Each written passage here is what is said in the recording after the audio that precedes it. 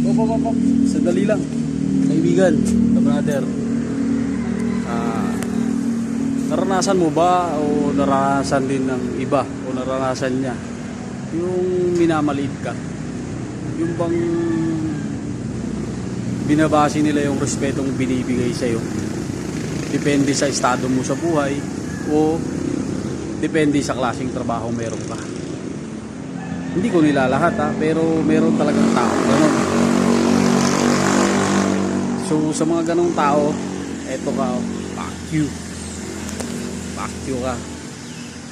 Alam mo kaibigan, hindi maiiwasan yan, may mga taong ganyan. Pero magsumikap ka, gawin mong inspirasyon yung pamilya mo, pakita mo na kaya mo. Hindi naman habang buhay nasa baba ka.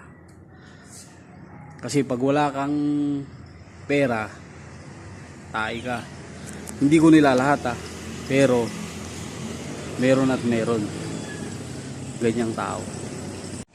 Meron ngang kasabihan na nabasa ko, hindi mo kasalanan na pinanganak kang mahirap, pero kasalanan mo na mamatay kang mahirap.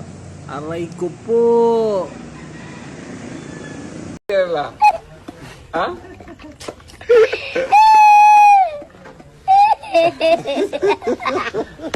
Awalnya kenalan di sosial media, kok perhatian kok bikin saya bahagia.